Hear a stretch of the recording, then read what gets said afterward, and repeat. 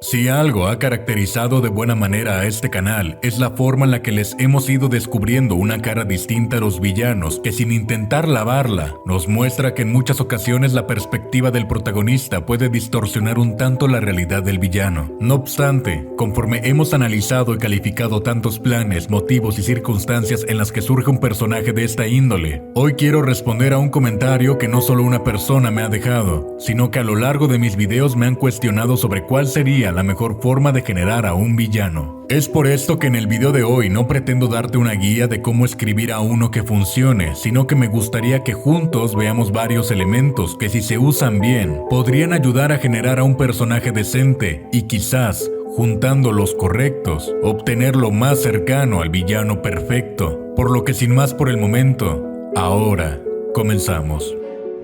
La primera parada será la revisión de las fuerzas antagónicas, y creo que el estudio de Pixar nos funciona bastante para la explicación, y es que hay muy pocas ocasiones en las que haya hecho a un villano decente, siendo estos únicos Hopper y Waternus, porque de ahí en fuera tenemos a personajes berrinchudos como Síndrome o músicos que matan al que les compone las canciones. Pero si hablamos de fuerzas antagónicas, Pixar sabe perfectamente qué es lo que tiene que hacer. En Unidos, por ejemplo, el antagonista nunca es un personaje, porque si bien se van encontrando con uno que otro que les complica un poco el camino, la verdadera fuerza antagónica principal es únicamente el tiempo, pues eso es prácticamente contra lo que ambos hermanos luchan toda la cinta. Ahora bien, las mejores películas de Pixar no tienen villano, tal como es el caso de Ratatouille, donde Ego en realidad no tiene objetivos malévolos, sino que simplemente es un crítico demasiado estricto al momento de calificar platillos, así como también tenemos a la decana Hardscrabble, quien de nuevo tampoco es una villana, solo una catedrática que dice las cosas sin temor a ofender a nadie.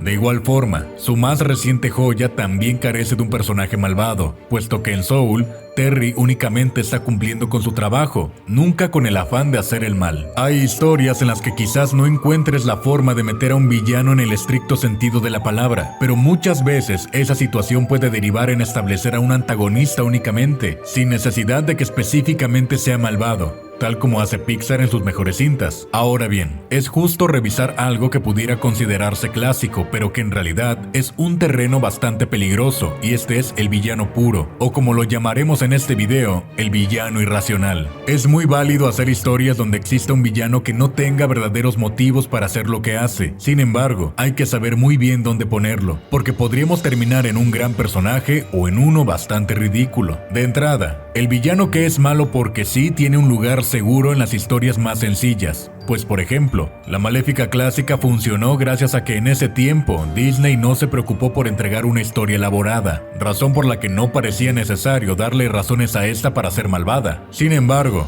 con el tiempo se dieron cuenta de que los requerimientos actuales del cine podrían encontrarle un lugar, y esto orilla a darle un desarrollo en una película aparte. De igual forma, podemos ver que hay villanos irracionales hechos por accidente como Samas, de quien nunca pareció suficiente haber perdido una pelea contra un mortal para que eso lo llevara a querer extinguir a todo ser vivo que no fuera inmortal, siendo un tanto absurdo y hasta ridículo en cierto punto. Ahora bien, que esto no te confunda, el villano irracional tiene dos extremos, pues tanto te sirve para historias sencillas y hasta para las infantiles, como también puede estar en unas mucho más serias. El mejor ejemplo de que un villano que es malo solo porque es malo es el Guasón del Caballero de la Noche. En la misma película se nos es descrito como un ser que solo quiere ver arder el mundo, que si bien de vez en cuando podría engañarnos con que tiene un motivo, al final del día todo queda tan gris que es eso precisamente lo que lo hace interesante. Pues por ejemplo, cuando un villano tiene un objetivo en concreto, existe la posibilidad de negociar con él o tratar de frustrarle algún plan en concreto. Sin embargo, ¿qué se puede hacer cuando este no busca algo lógico? Es precisamente eso lo que lo hace enfermizo y un villano destacable. Esta misma característica, por cierto, la comparte el Duende Verde de Dafoe que recientemente vimos en la última película de Spider-Man, otra cinta donde también funciona tener a un villano de este estilo. Hablemos ahora de algo que constantemente confunde al público general, y esto es la diferencia entre justificar y exculpar. Para esto tomaremos de ejemplo al fenómeno del villano trágico. Es decir, este personaje que termina haciendo cosas malas, pero no decide ser malo por convicción propia. Y ahí es donde debemos saber distinguir entre lo que significa la justificación. En el mundo del cine, todo personaje importante por regla general debe estar justificado. Es decir, siempre debe existir algo que motive al héroe a salvar a la gente, razón por la que también debe haber algo por lo que el villano busque el caos. Es por esto que si solo busca el mal por gusto propio, podría tratarse de un villano irracional. Sin embargo, si las circunstancias que vivió fueron las que lo orillaron a terminar como lo hizo, es entonces que hablamos de un villano trágico. El ejemplo más sencillo de esto es Megamente, puesto que con él se manejó una historia donde lo único que conoció desde su nacimiento fue la percepción del mal como algo positivo, y fue su relegación en la infancia académica lo que lo llevó a asimilar una dicotomía moral en la que opta por trascender en lo que le es familiar, que es precisamente la villanía. Este tipo de villanos se ven en muchas formas, desde estas versiones animadas y familiares donde también podemos encontrar a Tai Lung, que si bien no se puede decir que es inocente de sus actos tras no recibir el rollo, sí podemos entender que nunca tuvo en sus planes ser malvado. Pero así como podemos verlos de esa forma, este tipo de personajes nos pueden entregar dramas bastante fuertes y mucho más adultos, como la cinta de Guasón, de donde vemos que un maltrato físico y psicológico durante la infancia, una madre negligente, incapacidad económica de conseguir medicamentos psiquiátricos y una sociedad cruel terminan llevando a un hombre a romper esa línea moral que creyó nunca quebrar. Cosa que, de nuevo, eso no significa que haya estado bien que matara a cualquiera que lo incomodara, sino que únicamente justifica las razones por las que lo hizo, pero no se las perdona.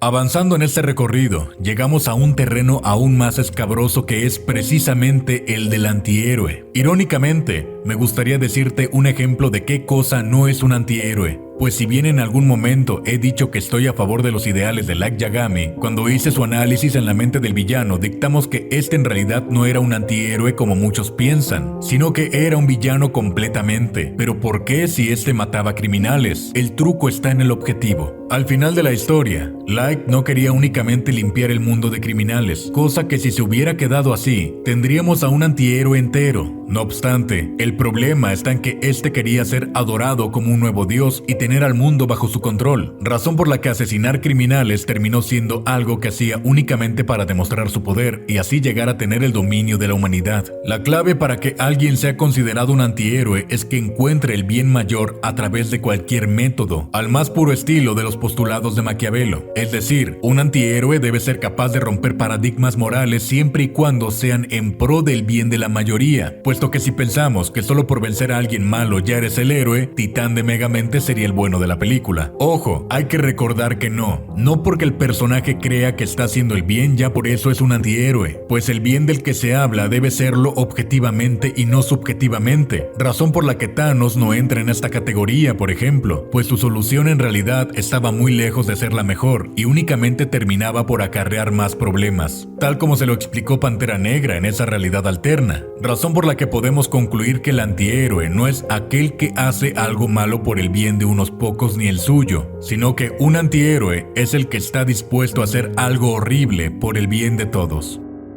Llegamos a otro tipo de personaje que no es un villano como tal, pero puede terminar siéndolo. Sin embargo, este nunca se da cuenta, por lo que me gustaría hablarte ahora del héroe trágico. Dicen que el infierno está lleno de buenas intenciones, y esto es algo que ocurre a menudo con varios héroes del cine. Por ejemplo, podemos recordar lo ocurrido con la segunda película de Los Vengadores, donde Tony Stark buscaba la mejor forma de mantener al planeta protegido, pero esto termina por traer a Ultron, por lo que te repito, muy concretamente no podemos decir que Tony fuera el villano de esta cinta porque nunca lo hizo con malas intenciones, pero sí tenemos a un héroe trágico que trajo el mal al mundo mientras buscaba el bien. El mejor y más reciente ejemplo de esto es otro personaje del UCM, que sería el Mandarín, puesto que si bien en la película es manejado como el antagonista, en realidad él en su cabeza está generando el mayor de los bienes, que es liberar a su esposa supuestamente cautiva, razón por la que aunque este termina liberando una amenaza, jamás lo hizo con esta intención. Es decir, en esta historia, el Mandarín busca salvar a alguien sin saber que estaba siendo engañado por un ente maligno, razón por la que no hay mejor definición que eso mismo, un héroe siendo protagonista de una tragedia y que la paga con su vida. Creo que para el día de hoy ya es posible hablar más de Spider-Man No Way Home, por lo que en cierto punto también podemos ver a Peter como un héroe trágico, pues en la búsqueda de ayudar a quienes acababa de conocer, termina ocasionando una enorme tragedia.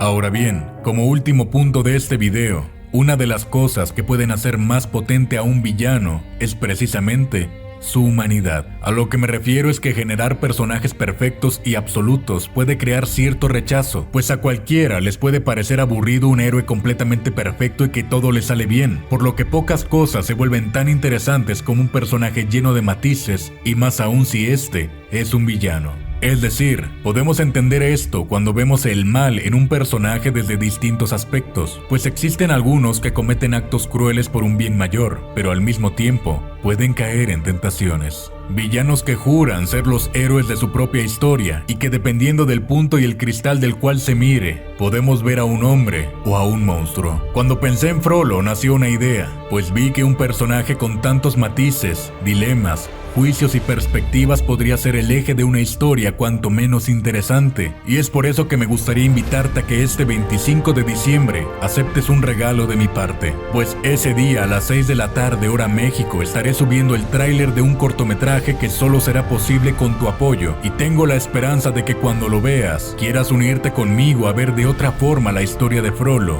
un villano perfecto.